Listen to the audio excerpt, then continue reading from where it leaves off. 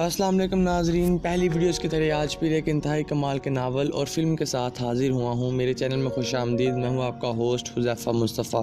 नाजरीन, आज का नावल और इस पर बनी हुई फ़िल्म के मुतालिक इतनी बातें हैं कि इस पर 1 घंटे की तवील वीडियो भी बनाई जा सकती है, लेकिन मैं इस सब बातों को ज़्यादा से ज़्यादा कंप्रेस करके आपकी खिदमत में पेश करता हूँ। तो शुरू करते हैं आज की वीडियो। दोस्तों, आज का नावल और इस पर बनी हुई फ़िल्म है द गॉडफादर। पहले मैं इस कहानी का वन लाइनर पेश करता हूँ, फिर मैं नावल और फिल्म के मुतल्लिकात भी आपके साथ शेयर करूँगा। So keep watching the video till the end. नाजरीन, ये दौर है 20वीं सदी का और कहानी शुरू होती है 1940 में। इस कहानी में 2 मेन किरदार, एक विटो कॉर्लियोने और दूसरा उसका बेटा माइकल कॉर्लियोने होते हैं, जो कि गैंगस्टर और बड़े माफिया होते हैं।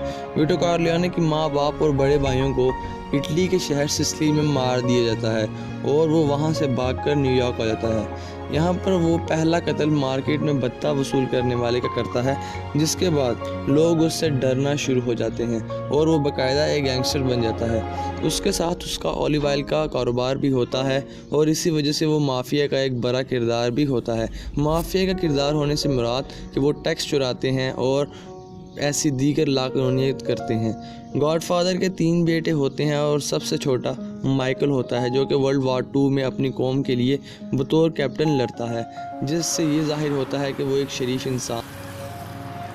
माफिया के गुंडों से गॉडफादर के इख्तलाफात शुरू हो जाते हैं और वो गॉडफादर को मारने की कोशिश करते हैं, लेकिन बहुत सारे गोले लगने के बावजूद गॉडफादर बच जाता है।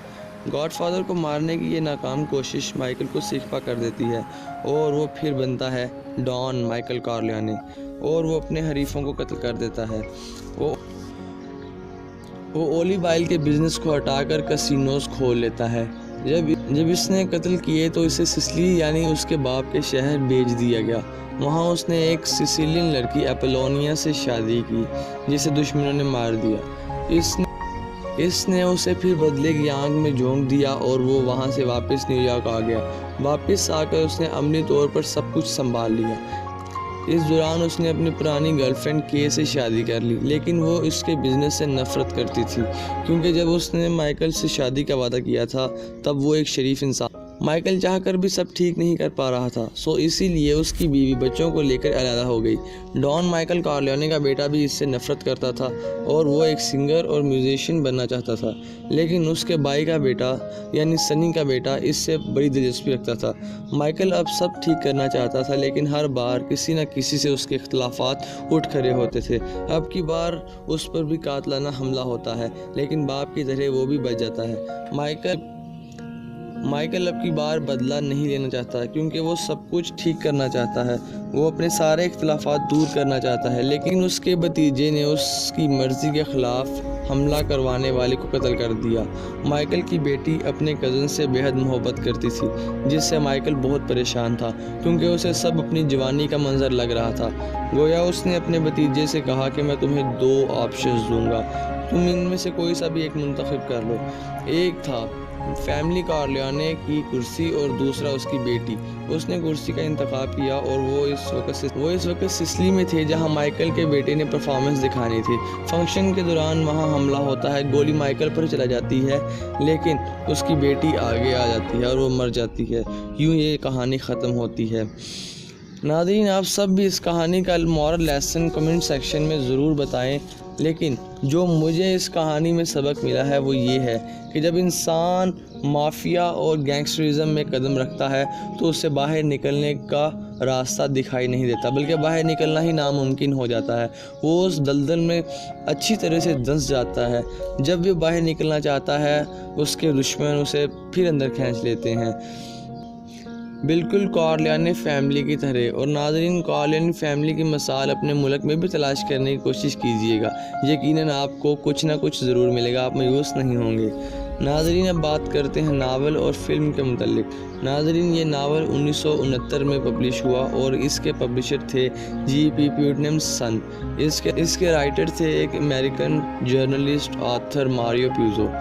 ये नावल 10 मार्च 1969 को पब्लिश हुआ। नाज़रीन, ये किताब सबसे ज़्यादा बिकने वाली किताबों में से एक थी। कहा जाता है कि इसकी 2 करोड़ से 3 करोड़ तक कॉपियाँ बिक चुकी हैं। अब बात करते हैं इस पर बनी हुई फिल्म पर। नाज़रीन, गॉडफादर फिल्म इंतहाई शानदार है, ज़रूर देखें। इसके डायरेक्टर थे फ्रांसिस फोर्ड कोप्पोला और इसे एस रूडी एल्बर्ट ने प्रोड्यूस किया। इसकी मौसीकी को नीनो रॉटा ने तरतीब दिया। ये फिल्म 1972 14 मार्च सिनेमा में और 24 मार्च 1972 को यूएस में रिलीज़ हुई। ये फिल्म 117 मिनट पर मुहित है, यानी इसका पहला पार्ट, क्योंकि इसके 3 पार्ट्स हैं और तीनों कमाल के।